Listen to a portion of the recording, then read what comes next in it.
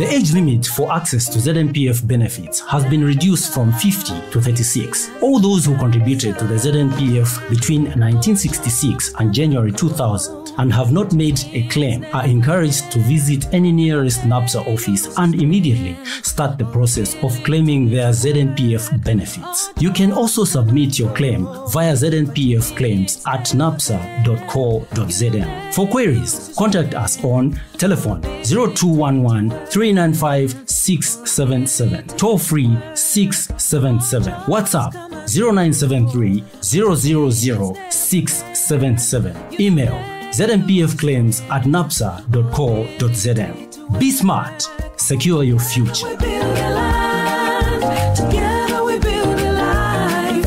One nation, one patient, let's make things get better.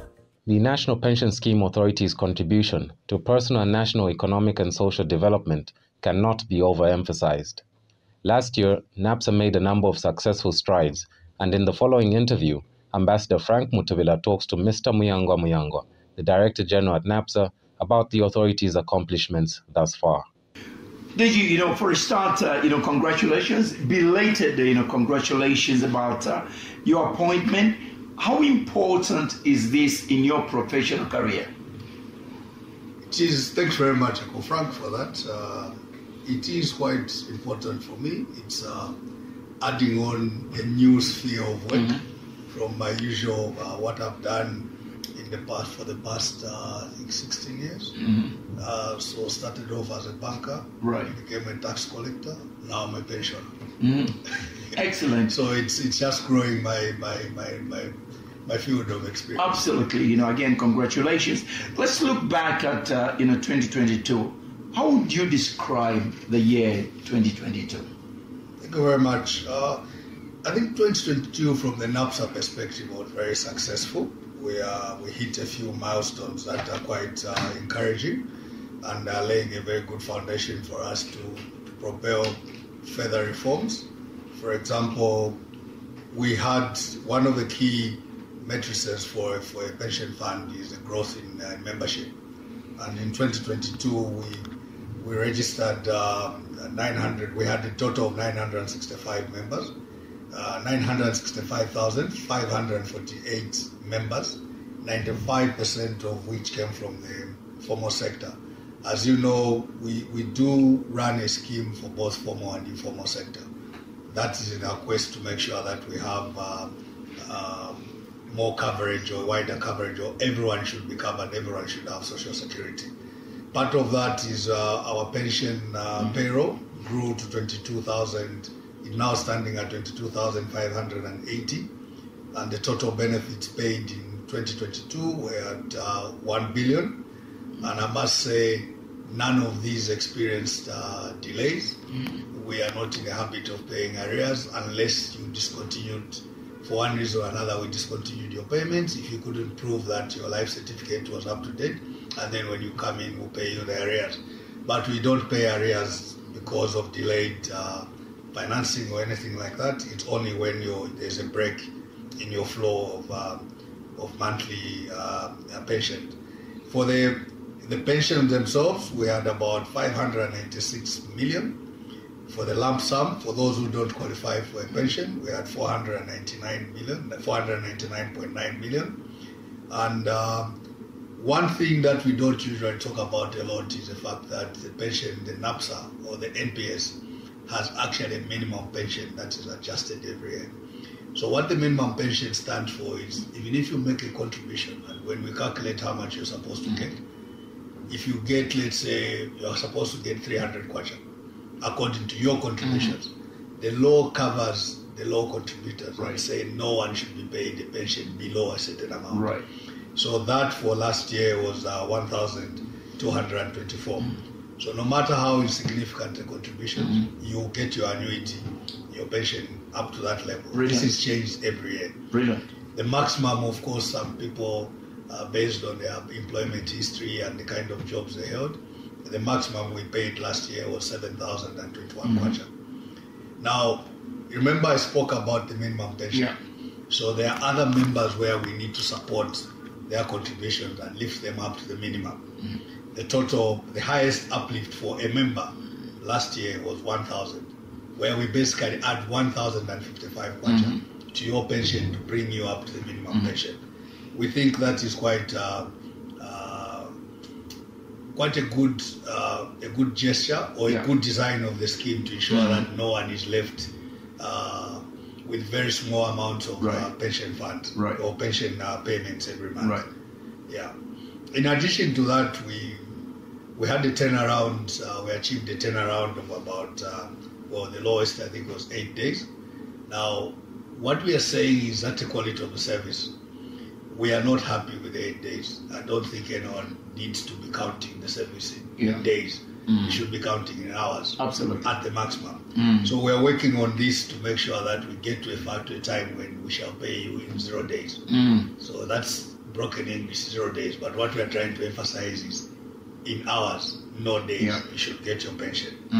As for the assets, the investments that we make from the contributions that we receive from our members, that now stands at 65 billion kwacha, which is about 3 point something $billion. And in that, we have about 68% in liquid assets. Now, that's very important to emphasize, because I think with all these reforms, people have been going around saying, no, NAPSA don't want to do the partial because they don't have money. No, that's not a problem NAPSA is suffering from. We are very liquid, as you can see from this. Yeah. And out of that, the liquid part, 36% we invested in government bonds, 9% in treasury bills, and 23% in fixed term deposits. And now 32% of that 65 billion is in real estate, which contributes, most of our investment in real estate will account for about 32% of the 65, and then 11.58% in listed and unlisted equities. And infrastructure, greenfields, we have all sorts of investments. And maybe to digress a bit on that, the way forward is we would like to play a major role in delivering national priorities. So you will see us looking for investments in areas that support the government's agenda for transformation. Now, that is the reason. Maybe one thing we never explained is why do we do this investment? That's how we are able to pay back the contributions, and even do the issues of uplifts to the minimum wage, where people who have maybe insignificant savings, we lift them up to a minimum. That comes from all the investments that we are able to make, so that the money does not sit idle. It keeps on regenerating more revenues for us to make sure our scheme is sustainable. Brilliant. This to me, and a lot of people, are listening, it speaks of a success story in a very challenging, economy. What do you attribute your success to? And if the economy continues to be challenging, are you getting concerned?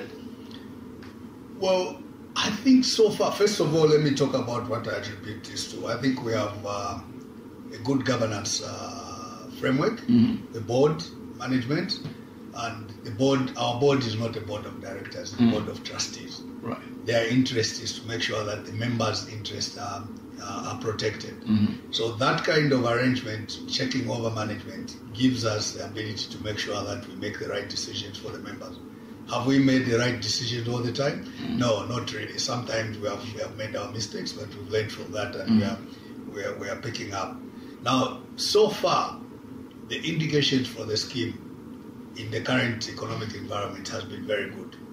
Every time you hear the government announce that they've hired 35,000 teachers, that means the membership for NAPSA is growing. As long as there is employment created, we benefit from that.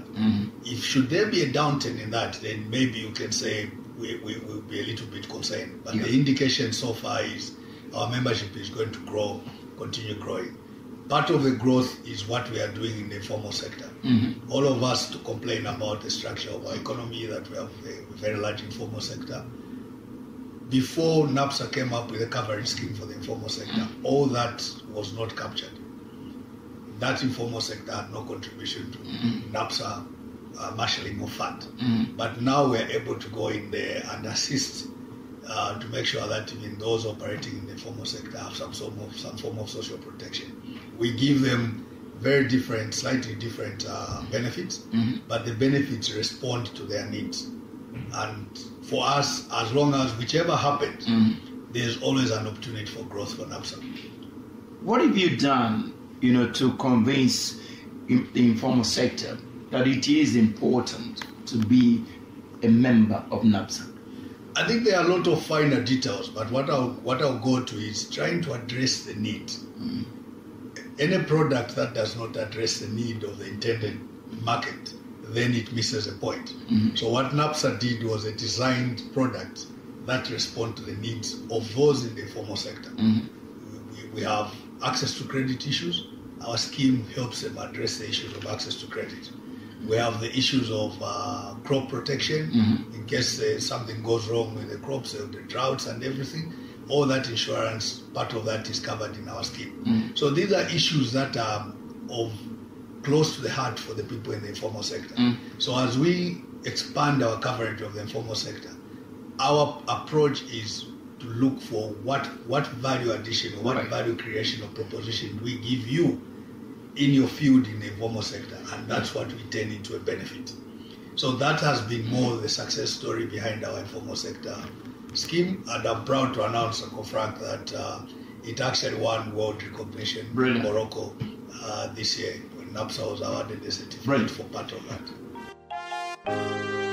Did you contribute to ZNPF between 1966 and January 2000 and have not yet claimed your benefits? Visit any NAPSA office near you with your original identification card to verify your membership status and start the process of claiming your benefit today. Or send your claim to znpfclaims@napsa.co.zm. For queries, contact us on telephone 0211 395 677, toll free 677, WhatsApp 0973 000 677, email znpfclaims@napsa.co.zm. Be smart, secure your future.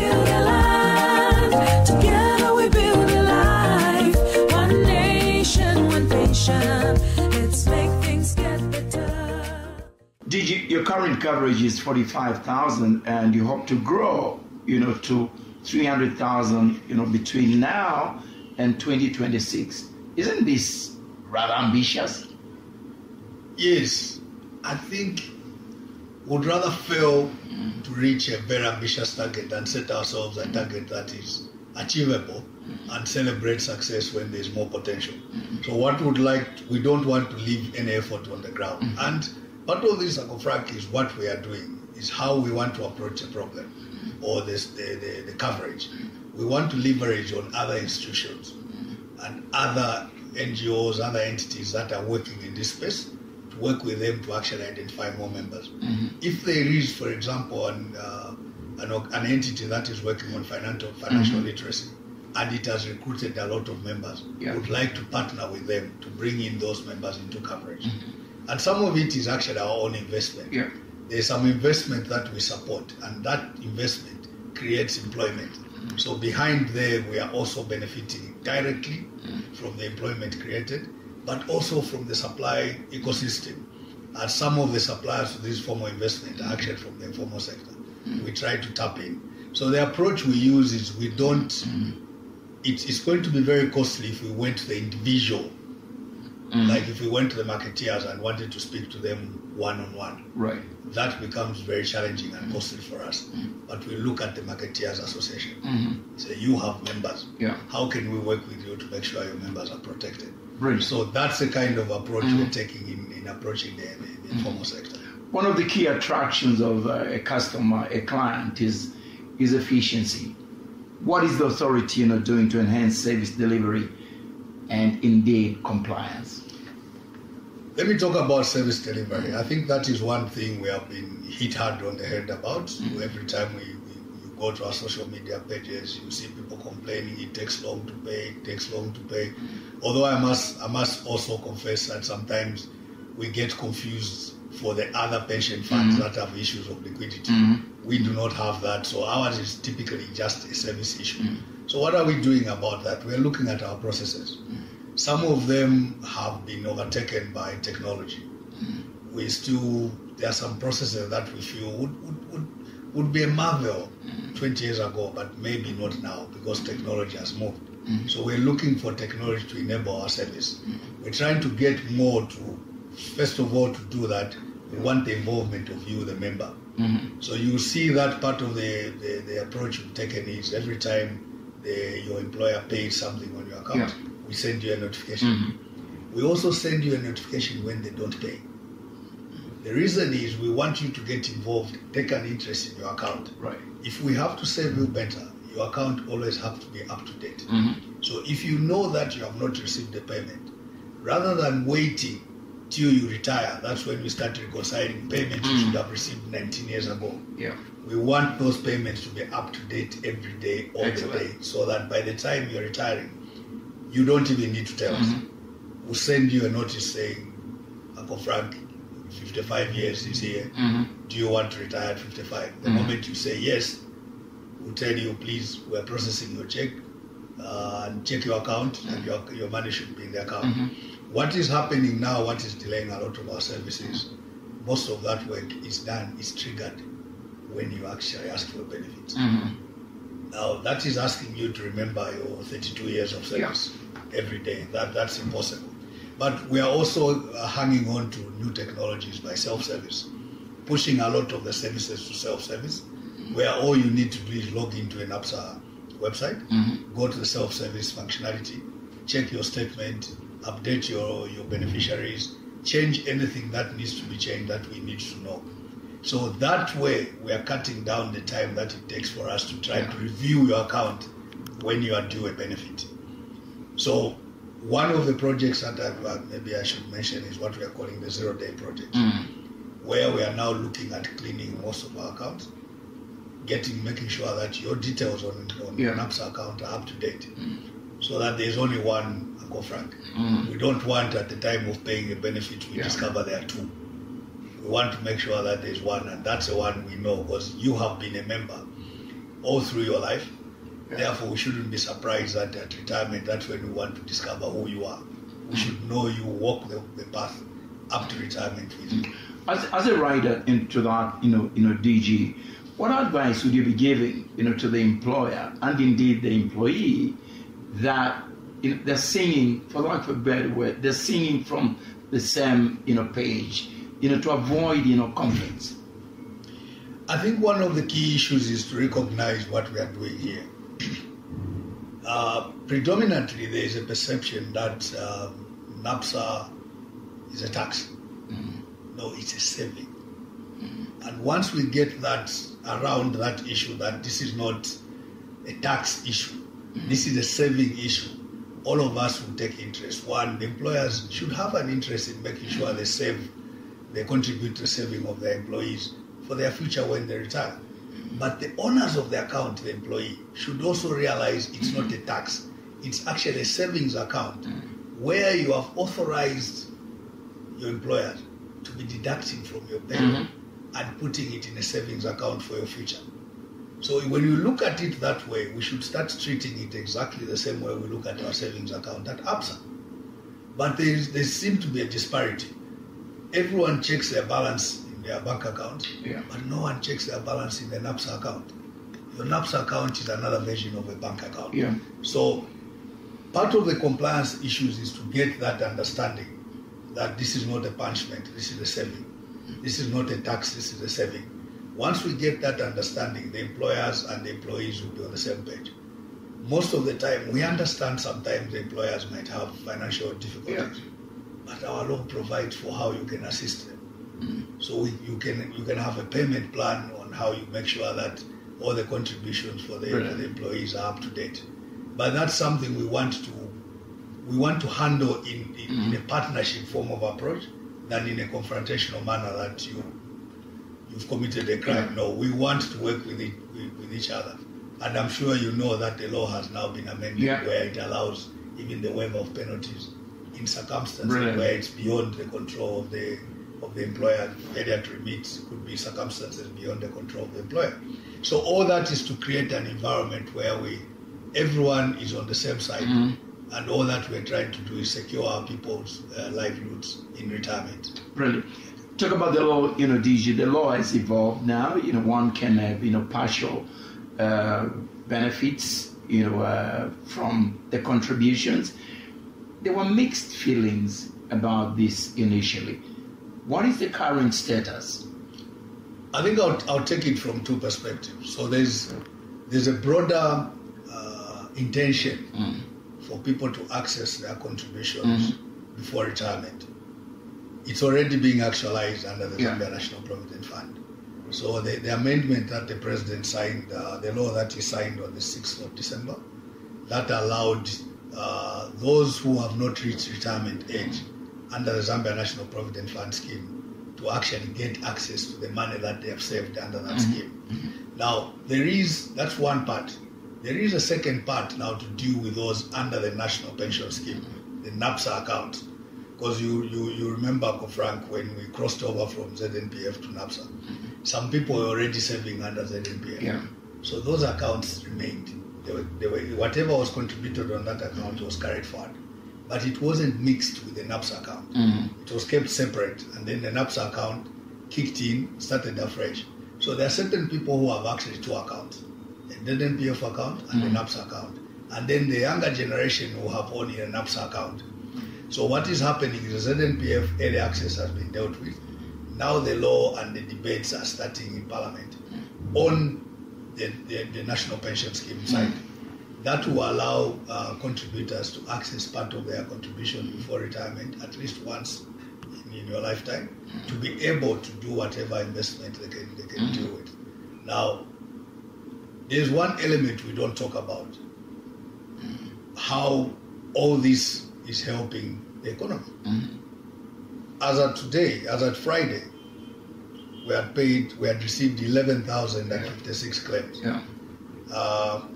Out of that, 6,794 relates to people who are below the retirement age. And we have paid a total, from the 11,000, we paid 386.9 million. For the younger people who should have waited for retirement but they have been allowed to access, we have paid 245 million. Now, this is 300 million pumped into the economy. One way or another, it's going to have an impact. Others will invest, others will consume, but whatever it is, it has an economic impact. It has an effect that will be felt. And remember, Gofrag, the budget is we are going to pay about 150,000 people to a tune of 5.4 billion kwacha. So putting 5.4 billion kwacha in an economy, that's not a small feat. Absolutely. So that's a contribution. The other aspects that should be looked at in terms of how pumping liquidity in the economy then comes from these early withdrawals. Right. Before we end with the future programs, let me take you back to investing members' money. I know the investment is huge and is reaping tremendous economic results. Having said that, these are members' monies. Do you keep them abreast as to what you're doing to members' money, where you're investing? I can safely say there's room for improvement in that area, Frank. While as people pick this information, our communication is not very systematic. And what we would like to do is now get to a situation where members are kept abreast of whatever we are doing, whatever investment, and how the investments themselves are performing, so that they're in the know. What do we intend to do? There's a statutory obligation that NAPSA should produce an annual report every year. It should go tabled before Parliament. Once that is approved, we'll post it on our website. But we even do better. We'll call for like a town hall. Right. With the members, with the stakeholders, anyone interested. We'll have a discussion as to how NAPSA performed in the previous year.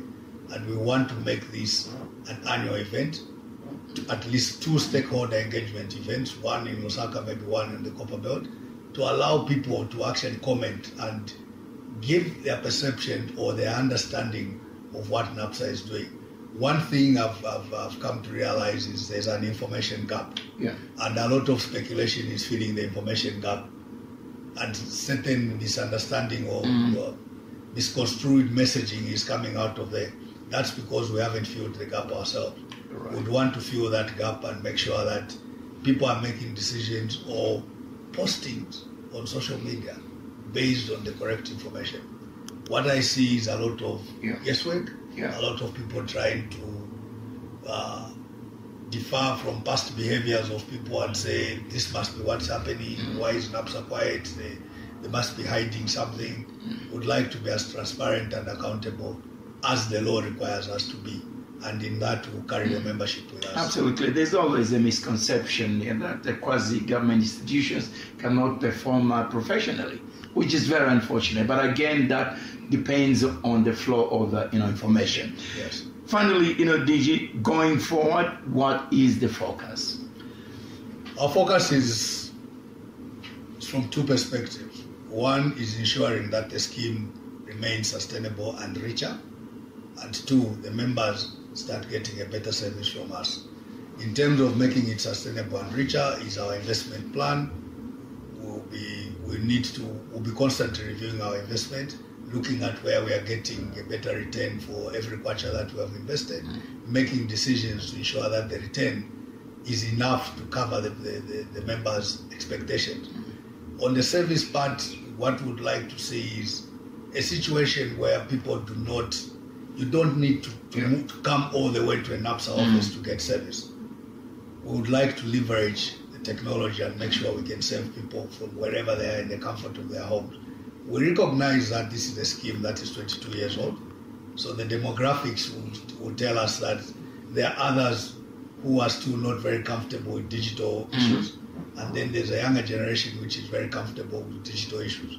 Both parts of the demographics will be taken care of. We'll still leave room for those who want to talk to us by phone or face-to-face to find a way of reaching us, but also those who want to be doing things from the comfort of their homes to also have a way of reaching NAPSA and getting a service. So in terms of investment, in that bigger picture of things, we are also looking at how do we impact the Zambian economy. Yeah. So we don't want to make investments that's just for the sake of counting. We want impactful investment. So for that, then NAPSA would want to participate or is envisioning placing ourselves to participate in national priorities. How can we stand up and be counted? We've heard this from a lot of members or citizens who are coming in, NAPSA should do this, NAPSA should do that. And all that we want to tell them is we agree. That's already on the card. That's the direction we are going. We want impactful investment. We want investment that helps unlock the economy. And because when the economy is unlocked on our side, we get employment. When we get employment, there's no way NAPSA fails. Right. That's the model. Thank you very much for this interview, and all the best to NAPSA. Thank you very much, Uncle. Habashi Jr., why are you up this early? It's a Sunday today. Weekend, for God's sake.